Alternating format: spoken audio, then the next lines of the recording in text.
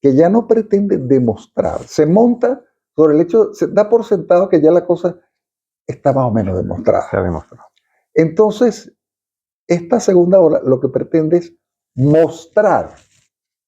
La primera persigue demostrar, la segunda lo que pretende es mostrar. Ojo, la segunda ola tiene que ser segunda, porque si tú muestras sin haber demostrado, la gente dice, no, eso es propaganda.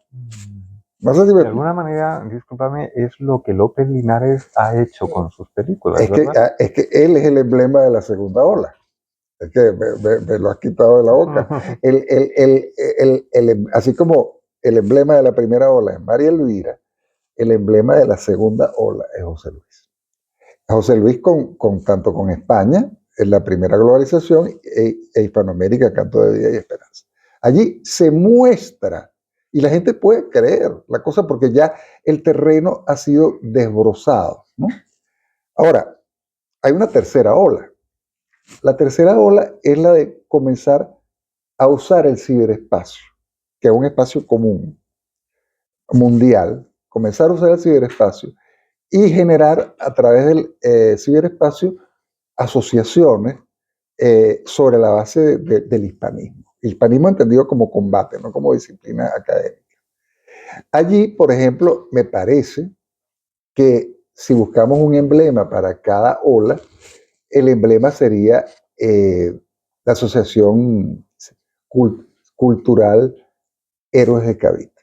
Los héroes de Cavite tienen cobertura mundial, tienen gente por todas partes del mundo, efectivamente. Hay una persona que se llama su presidente, Ángel Benzal, que es una persona pero que está tejiendo puentes y se la pasa todo el día buscando direcciones, contactando personas, etc. Y bueno, el otro día que yo hice una presentación, había muchísima gente en la red y de repente yo oigo a alguien que toma la palabra y lo hace con un acento que yo no termino muy bien de discernir, que yo soy, me gusta mucho, tú eres de tal parte, tú eres de tal parte. Era un filipino, casi que lloro, ¿no? Realmente la Asociación Cultural Héroes de Cavite ha conseguido una cobertura mundial. Se halla, por ejemplo, en Venezuela. Yo soy miembro de la junta directiva de la corresponsal en Venezuela. Estamos haciendo un trabajo de difusión de muchas cosas, por ejemplo, las películas de José Luis, etc. Entonces, este hecho federador en el ciberespacio panhispánico es muy importante, muy, muy importante. Y para mí el emblema va siendo Héroes de Cavite. Ahora, hay una cuarta ola, que es la última, no te preocupes. No. La cuarta ola es una que federe a federaciones. Es decir, porque hay muchísimas, tú te metes en el ciberespacio ahora y, bueno, y hay una cantidad de personas desde posiciones muy, muy diversas también con respecto a la hispanidad que están tratando de incidir en este combate. Entonces, hay una persona y un ente, o más bien un instrumento, que se ha llamado el Protocolo de Santa Pola, que lo ha redactado Alberto Abascal. Alberto ha pasado a la etapa siguiente, que es federar a federaciones. Es decir, gente como Héroes de Cavite hay muchas.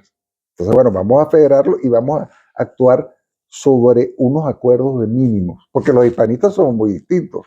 Claro. De izquierda, de derecha, veganos, carnívoros, hay de todo, ¿no? Pero tenemos que buscar en el combate hispanista, aparcar el tema cainita entre nosotros y darnos cuenta que tenemos un objetivo mayor y hasta que la plaza de la hispanidad no haya sido retomada, no vale pelear entre nosotros. Es mi criterio. Claro, no, totalmente de acuerdo. Es mi criterio. Entonces, vamos a ver, tenemos la rebelión hispanista por otro lado. Por un lado, es para responder a tu pregunta. Tenemos la rebelión hispanista por un lado que está en curso. Y por otro lado tenemos la irrupción del ciberespacio. Es decir, nosotros los hispanohablantes, a raíz de las muy mal llamadas independencias hispanoamericanas, que conviene llamar más bien secesiones, o la secesión hispanoamericana, vivíamos en países muy separados, muy incomunicados y entre sí, y muy comunicados con las metrópolis inglesa, estadounidense, etc. Estábamos en una incomunicación interna que a mí me asombra, porque a pesar de eso seguimos hablando el mismo idioma, a pesar de que estábamos relativamente incomunicados. Entonces, cuando vivimos incomunicados, cuando no estamos en sinergia, no aprovechamos la escala. No aprovechamos la escala. Estamos cada quien en su país y no hay un provecho de la escala. Vamos a tomar como ejemplo de lo que voy a decir a los Estados Unidos de América, como ejemplo de poder. Fíjate tú, ¿qué claves de poder podemos discernir si analizamos el caso de los Estados Unidos? Es un gran territorio con unas grandes masas poblacionales que hablan un solo idioma. No 20, no 50, porque entonces no resulta. Entonces, cuando tú tienes esas tres cuestiones operando, gran escala, lengua y territorio, es como si hubieses echado hacia atrás la llamada maldición de Babel, que voy a recordar rápidamente, ¿no? ¿En qué consistía la maldición de Babel? Como seguramente todo el mundo sabrá, pero bueno, vale la pena refrescar. Básicamente, el Dios del Antiguo Testamento, que no ponía la mejilla, era un Dios muy distinto al del Nuevo Testamento, que es un Dios guerrero, es un Dios celoso, ¿no?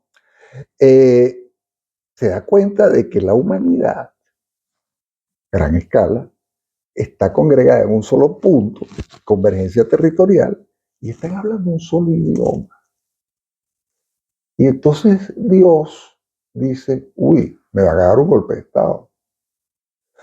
Cualquier cosa que se propongan, la lograrán, porque se están entendiendo entre sí, están comunicados en un espacio común, hablan todos la misma lengua. ¿Cómo voy yo, gran estratega, a resolver este problema? Diversidad lingüística. Divide y vencerás. Divide y vencerás. Entonces se genera una inmensa, se confunden las lenguas y entonces evidentemente la Torre de Babel, la erección de la Torre de Babel, pues no continúa, ¿no? Entonces, si nosotros tomamos conciencia de este hecho, de que cuando hay convergencia territorial, lingüística y gran escala, se genera un enorme poder, nosotros tenemos que entender como hispanos que gracias al ciberespacio ha surgido un elemento que hace que podamos sortear, puentear el tema de nuestra división geográfica y política. Mientras tú y yo estamos hablando, se están dando en el ciberespacio más intercambios interhispánicos, y por interhispánicos entiendo entre personas que hablan español pero que no son del mismo país. Estoy acotando el significado a esto. Extraordinario. Y eso antes no ocurría. Claro que había intercambios en español, pero los españoles con los españoles, los mexicanos con los mexicanos, los venezolanos con los venezolanos, etc. Ahora no. Es decir, ahora es cada vez más frecuente el hecho de que en cualquier foro, en cualquier comunicación, está ocurriendo una serie de intercambios asombrosos entre personas de 5, 6, 7, 8 países hispanos, ¿no? Este aprovechamiento de la escala en el ciberespacio, impulsado políticamente, es ya un factor de cohesión. A mi manera de ver, lo que está ocurriendo es lo siguiente. La lengua, al allanar, la lengua y la cultura, al allanar el tema de la comunicación, va a permitir, más bien a demandar la generación de un tejido institucional que facilite cada vez más esos intercambios. Y por allí van los tiros de una cohesión espontánea que yo pienso que está en curso. Porque es que los hispanos a veces somos muy dados a la grandilocuencia y a las ideas a veces delirantes, ¿no? Entonces se generan toda una serie de iniciativas de unidad que están condenadas al fracaso porque suelen ser bastante delirantes por un lado y por otro lado, en el caso hispanoamericano, casi siempre son antihispánicas y al ser antihispánicas están abortadas desde el inicio. Cualquier iniciativa que pretende unirnos, entre comillas, obviando o minusvalorando o despreciando, como ocurre en el caso claramente de México y de Venezuela, la herencia hispana, está condenada al fracaso. Porque es que España es nuestro lugar común. El territorio de la Mancha es nuestro lugar común. Lo que nos une es que somos una cultura de base católica y de lengua española. Lo que une a un colombiano, a un mexicano, a un chileno y a un español es la cultura de base católica y la lengua española. Es decir, los mapuches, los incas, los mexicas, los apaches, los caribes, no tenían nada que ver los unos con los otros. Ciertamente que Hispanoamérica es indohispana, pero la raíz indo es local. Es decir, la unidad no puede venir por ahí porque eran pueblos radicalmente distintos. Y o se ignoraban o peleaban entre ellos. Es decir, lo que nos une es lo hispano. Por eso es que justamente muchas de estas iniciativas de unión pretenden ser indigenistas. Son quiméricas. Son quiméricas. Un mapuche no tiene nada que ver con un caribe ni con un mexica. Entonces, básicamente, el movimiento de recuperación de la autoestima está en curso y por lo tanto, el aprovechamiento de el ciberespacio a los fines de aprovechar la gran escala y el compartir un espacio lingüístico-cultural está en curso. Se está generando. Lo que pasa es que todavía esto no es muy mensurable, la gente no lo ve, pero perdona, tú no te das cuenta que tú estás metido en cualquier tipo de negocio, cualquier actividad del orbe, no te das cuenta. Tú, de cada 10 personas en España, tú le preguntas a 10 personas y no cabe duda que por lo menos una de esas 10 ya está en intercambio con otros hispanos que no son españoles. Y ojo, quiero llamar la atención aquí sobre la ciudad de Madrid. Madrid es una ciudad que no está en competencia, a mi manera de ver, con Londres o con París o con Nueva York. Madrid está en competencia con Ciudad de México y con Miami. Es decir, ¿cuál va a ser la ciudad que congregue y que impulse la hispanidad? Es decir, a mí me parece que es un error pensar que Madrid va a ser una ciudad cosmopolita. No, no, no. Madrid va a ser, y está siendo de manera efectiva, una ciudad panhispánica.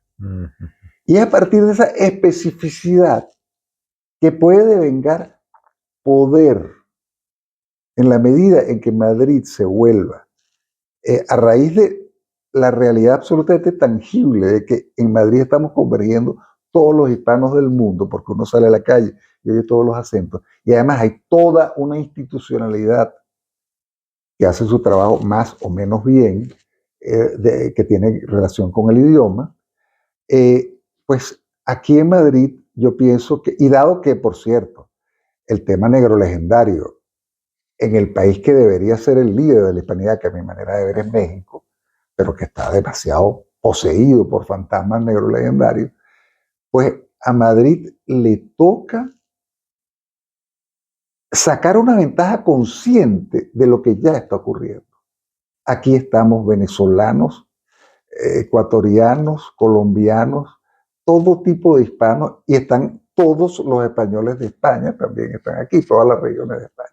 Entonces esa condición panhispánica orgánica debería generar así como una doctrina panhispánica, una proyección panhispánica más consciente para que España, al menos en un primer tiempo, sea la locomotora de la hispanidad.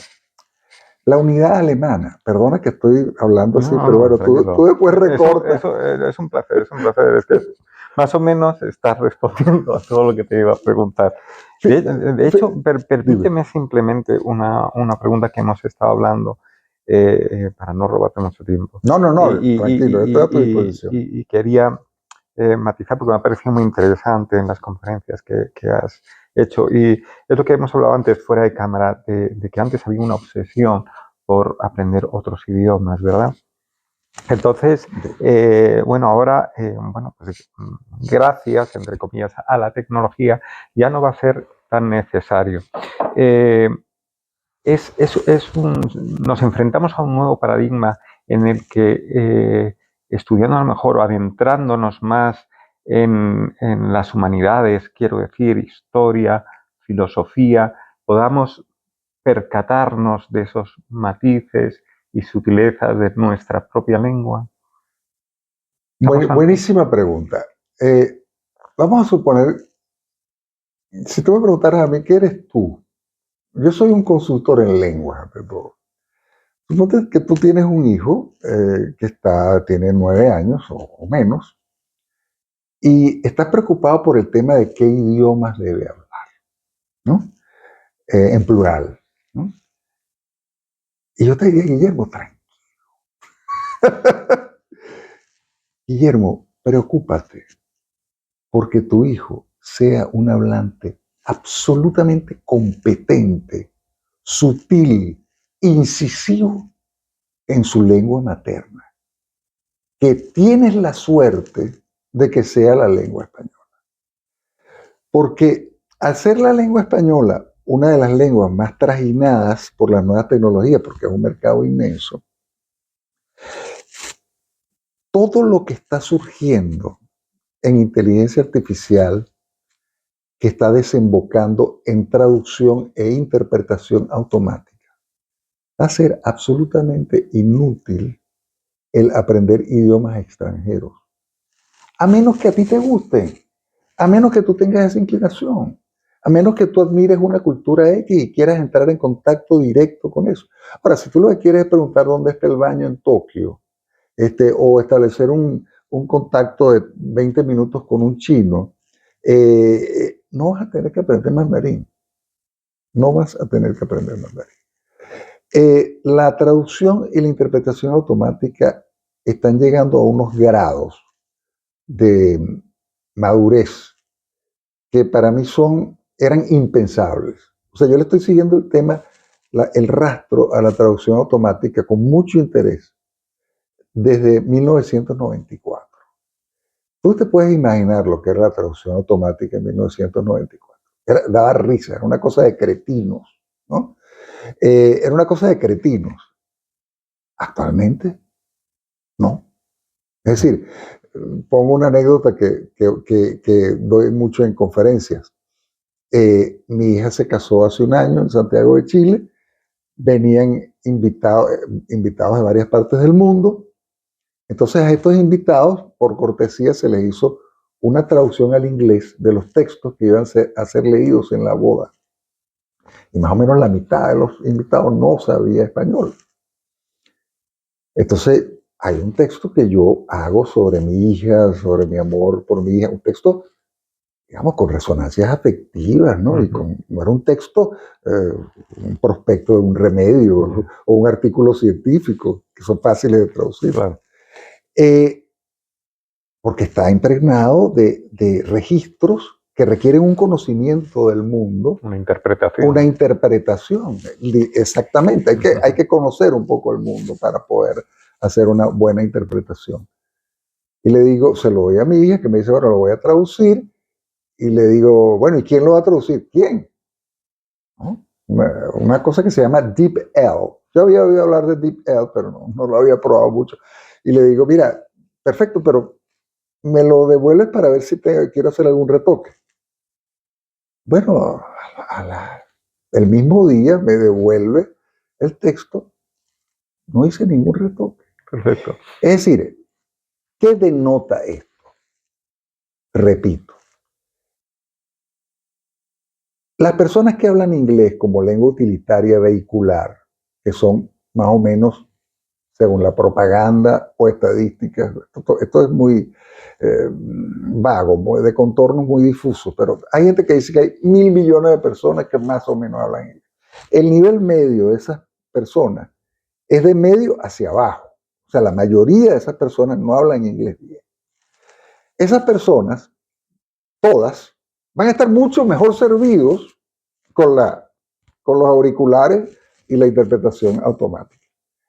Claro, los exquisitos que estudien los poemas de T.S. Eliot, que quieren meterse en los intersticios del inglés, bueno, eso es otra cosa, y eso siempre tendrá su ámbito, me parece a mí.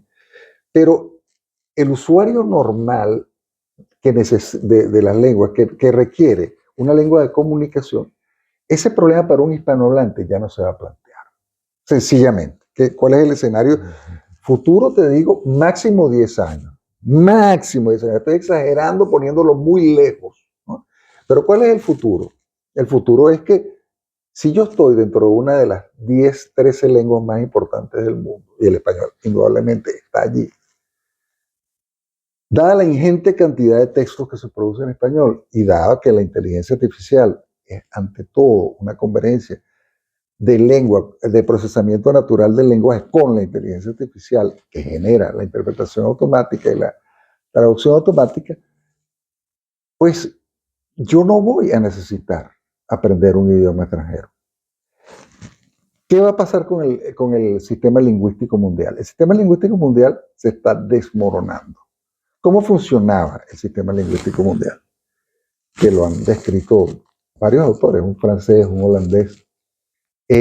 Básicamente, para que tengamos esta imagen clara, es como un sistema solar, en cuyo centro está el inglés. Hay en torno al Sol unos planetas. ¿Cuáles son esos planetas? El francés, el español, el alemán, etc. En torno a esos planetas están unos satélites, el catalán, el quechua, en torno al planeta español, etc. ¿no? Ahora, el centro del sistema es la lengua que permite la intercomunicación a nivel mundial. Y es la lengua que casi todo el mundo quiere hablar, ¿no? Al ser la traducción y la interpretación automática cada vez más masiva, cada vez más accesible y cada vez más perfeccionada, el rol del inglés como lengua vehicular está a punto, en menos de 10 años, el rol del inglés como lengua vehicular se acabó. O sea, ya técnicamente es posible acabarlo, ya. Lo que pasa es que hay una inercia de costumbres y de mercadeo y de capacidad instalada que no se quiere abandonar y de dominio simbólico que no se quiere abandonar. Entonces, ¿cuál es el buen hablante del futuro? Siempre que se encuentre dentro de estas 13 lenguas que van a estar muy óptimas. En el mundo hay 7.000 lenguas, así que las otras 7.000 van a tener una serie de problemas, ¿no? Pero quienes se encuentren, voy a hablar de los hispanohablantes porque somos hispanohablantes, quien esté en el español, si aprende otra lengua es porque quiere o porque esa lengua está más periférica y no está bien asistida por estas tecnologías. Por ejemplo, si yo tengo unos estudios, si mi tema son los Yanomami en las fuentes del Orinoco, pues tengo que aprender el Yanomami, obviamente. Pero si mi tema es que yo quiero hacer unos negocios en Shanghái, olvídate. Auriculares. Y punto. Auriculares y punto. Entonces, yo sé que esto resulta increíble y sobre todo, hay muchas personas que son como, vamos a decir, quieren apostar a que las máquinas jamás van a lograr cosas que se considera una reserva irreductible del hombre, que es el dominio del idioma. Pues, de verdad, la traducción y la interpretación automática, los textos que ya se están produciendo, que ya está produciendo la inteligencia artificial, son asombrosos. Entonces, sencillamente mi consejo a este padre que está preocupado porque su hijo no habla inglés, yo le diría, mira, la lengua no es un conocimiento más. La lengua es la base del conocimiento. La lengua es el oxígeno de lo humano. La lengua es el mapa más cabal de tu cultura. En la medida en que tú tengas ese instrumento muy bien afilado, tú vas a tener una capacidad cognitiva extraordinaria. Más te vale cultivar a fondo una lengua bien equipada y para lo otro usar la tecnología que está plenamente apta, en vez de invertir centenares, miles de horas que requiere el aprender bien una lengua extranjera. Como el mandarín está de moda, valga la siguiente observación. Cuando un hispanohablante quiere aprender inglés, como el inglés, aunque es una lengua germánica, es indoeuropea, bueno, no está aprendiendo una lengua que está realmente en una esfera radicalmente distinta a la nuestra. Pero si tú quieres aprender, entonces eso requiere X número de horas. Si tú quieres aprender mandarín, eso requiere XXXX número de horas. Muchas más horas. 3 veces, 4 veces, 5 veces más. Eso lo tiene muy bien estudiado el Departamento de Estado de los Estados Unidos, que les ofrece a los diplomáticos cursos de lengua, ¿no? Y entonces le pone el grado de dificultad con respecto al inglés. Y el mandarín es dificilísimo, ¿no? El inglés no nos es tan difícil a los hispanohablantes, ¿no? Se encuentra en el vecindario. Pero, de todas maneras, ser competente en inglés, es decir, tener un dominio que vaya más allá de lo que ya proporcionan las tecnologías disponibles, requiere muchísimo estudio, muchísimo estudio. Entonces, ¿qué es lo que vale la pena? Afilar el propio instrumento y a partir de ahí acometer. ¿No? Porque a veces tenemos personas que, ay, a mí me da risa, ¿cuántos idiomas hablas tú? 5. ¿Cuántos idiomas hablas tú? 10. Bueno, ¿será que sabes pedir café y preguntar dónde está el baño? Porque si tú hablas efectivamente 10 idiomas, tú lo único que has hecho es eso en la vida, ¿no? Entonces tenemos que ver qué queremos cuando entramos en contacto con un idioma.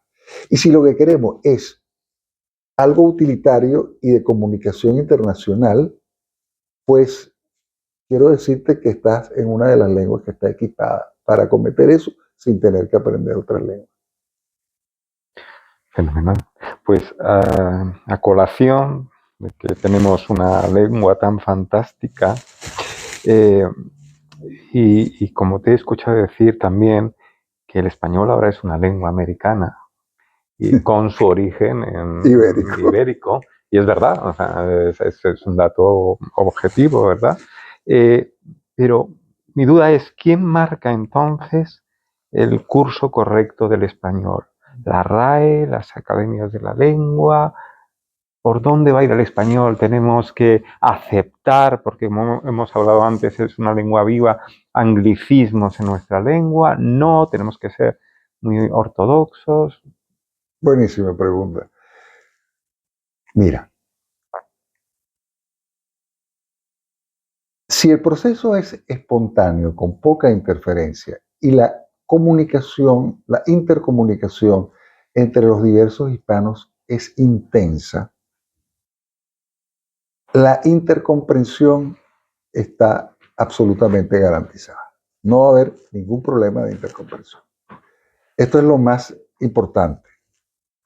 Es decir, cuando hay necesidad de comunicación y comunicación que se está desplegando por la realidad de las cosas, que son los intercambios interhispánicos en que estábamos hablando antes, entonces va a ser muy difícil que el español entre en un proceso de divergencia lingüística. Yo pienso que por el hecho de los intercambios interhispánicos, tenemos asegurada la cohesión y la intercomprensión porque es una necesidad. ¿Mm? Ahora, no voy a ser ingenuo. Siempre, como hablábamos antes, hay un tema de seguridad cultural, digamos, detrás de este tema del idioma. Entonces, el tema de la inteligencia artificial y del hecho de que las grandes empresas que manejan la inteligencia artificial están trabajando esencialmente con las lenguas, y entre ellas la lengua española, podrían, si hubiese una voluntad política, propiciar patrones discursivos que fuesen reductores de nuestra capacidad cognitiva. Ahora bien, entonces hay que estar alerta con respecto a esto, porque la RAE, yo diría más que la RAE, la Asociación de Academias de la Lengua Española, que nos agrupa a todos, ha sido una institución o han sido instituciones muy respetadas, gracias a Dios, a mi manera de ver, y que han hecho un trabajo, a mi manera de ver, encomiable. Ahora, el tema de la inteligencia artificial, el procesamiento masivo de datos, procesamiento masivo de textos, hace que se vaya procesando lo que hay. Y si lo que hay es malo y es muy difundido por escrito, eso puede propiciar cierto angostamiento cognitivo, cierto empobrecimiento lingüístico. Entonces, te digo lo uno y te digo lo otro. Pienso que la necesidad mantiene la lengua unida, cohesionada, pero las nuevas tecnologías, además hay otra cosa que ocurre con las nuevas tecnologías. Tú cuando dialogas con la inteligencia artificial, ella está programada por volverse amiga tuya. Entonces ella comienza a hablar como tú. Entonces es posible que próximamente la comunicación con toda la tecnología tú la puedas hacer desde tu burbuja lingüística, registro, ¿no? Desde tus registros, que a veces que suelen ser básicamente de la mayoría de las personas, suelen ser registros más bien restringidos a lo afectivo, al fútbol, a las opiniones, digamos, muy tajantes sobre temas políticos, etcétera, etcétera. Y todo el tema que tiene que ver con la sutileza, que tiene que ver con el ser incisivo, el ir más allá, esos registros podrían ser un poco más aislados. Es decir, en un mundo en donde la inteligencia artificial ha personalizado mucho el contacto del hombre con la tecnología y la tecnología se intensifica, se corre el riesgo de que cada quien viva en su burbuja lingüística y si ella es precaria, en el sentido de que soy un hablante rústico, digamos, pues me voy a quedar rústico y viviré una existencia rústica y si somos muchos los rústicos tendremos sociedades muy rústicas. Creo que la primera línea de defensa de la hispanidad es la defensa del idioma.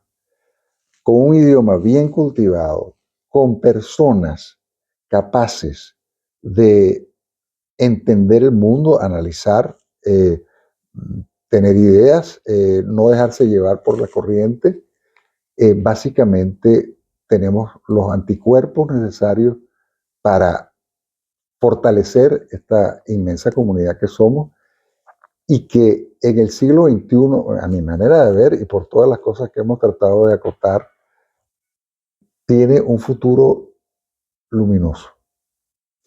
Pues don Carlos, muchísimas gracias por el rato que nos has concedido.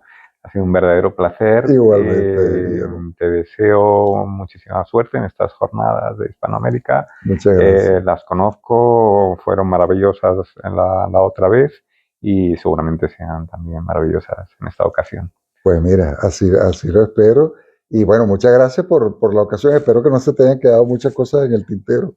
Bueno, algunas, pero ha sido fantástico este rato. Hemos aprendido muchísimo y seguramente que las personas que nos vean también aprenderán. Bueno, muchísimas gracias, Guillermo. Muchas gracias, Gerardo. Gracias.